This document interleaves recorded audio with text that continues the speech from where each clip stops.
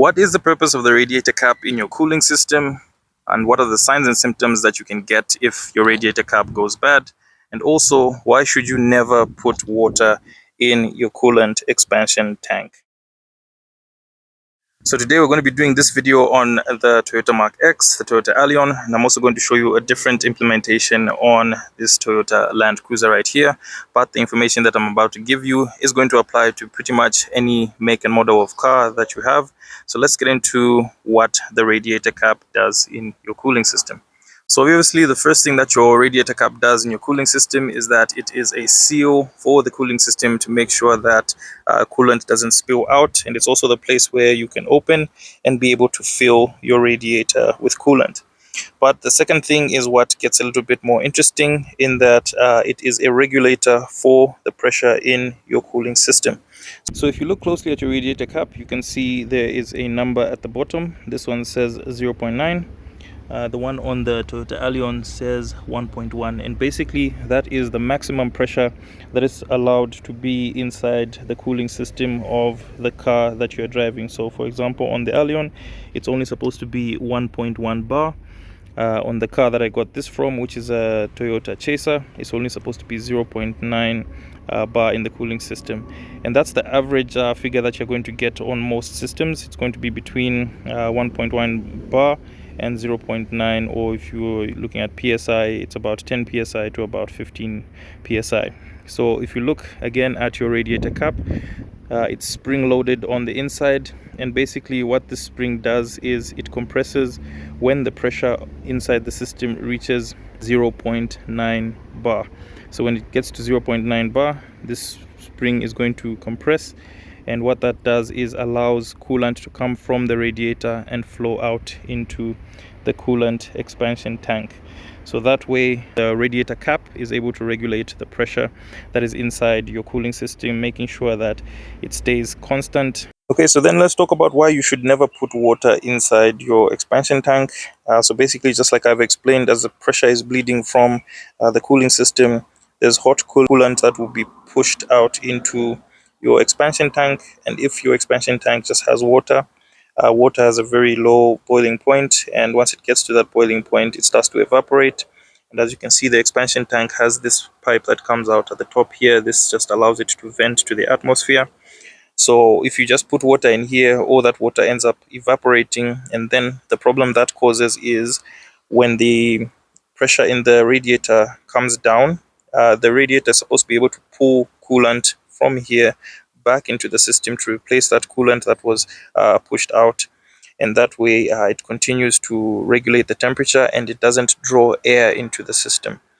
So other than hot coolant flowing into the expansion tank, you know that when your car is at operating temperature and you've been driving for a long time, the engine bay gets pretty hot, and even that can cause the water that is sitting in your expansion tank to get up to its boiling point and then end up venting out of the system, and that way the expansion tank ends up being empty. Then you're going to have a situation where your radiator is going to end up drawing air back into the system.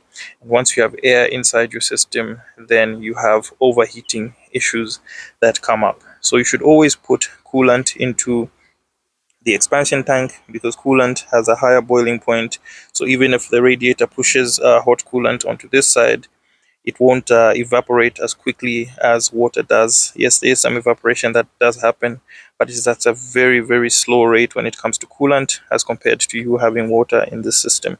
So there should always be coolant inside your expansion tank, and don't put water. So the importance of pressurizing the system is that it brings up the boiling point of your coolant. So if the system is not pressurized, your coolant can end up boiling up very quickly, but because of the radiator cap regulating that pressure, making sure that it is 0.9 bar, it allows the cooling system to remain at a lower temperature, giving it that higher boiling point. The main problem that you're going to experience if you have a bad radiator cap is overheating in the cooling system. Like I said, the radiator cap helps to pressurize the system and maintain that pressure, which keeps the boiling point of your coolant higher, and that way your system is able to run at a much cooler rate more consistently. So if your radiator cap is bad, then you're going to have a situation where it's not able to build pressure, and that can cause fluctuations in your temperature and cause overheating. You don't go and put a 1.1 where you're supposed to put a 0.9, because that can add excess pressure into the system.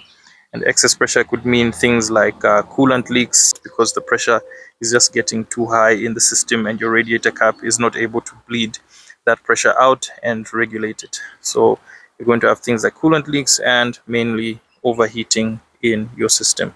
So just check your radiator cap if you have any of those problems.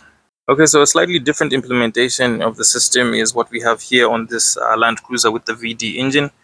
You can see that the expansion tank is where the radiator cap has actually been put. So you just fill the car from here, and then this right here is your radiator cap, but also acts as your expansion tank.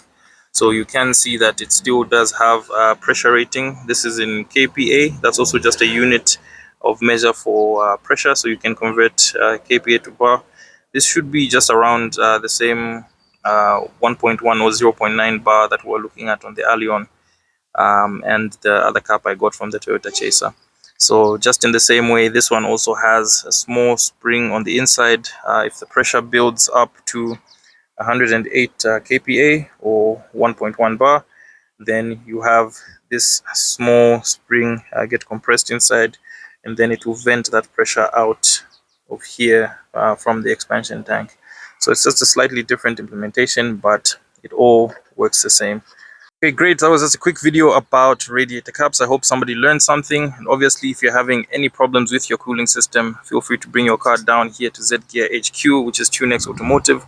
We'll get your car running at the right temperature. And of course, if you want to get a good deal, not to miss on a car like these ones or any of the other units that we have here at Z Gear, you can come through Z Gear Classified. We will get you guys a very nice deal on your next car. Until the next one, guys, take care and drive safe.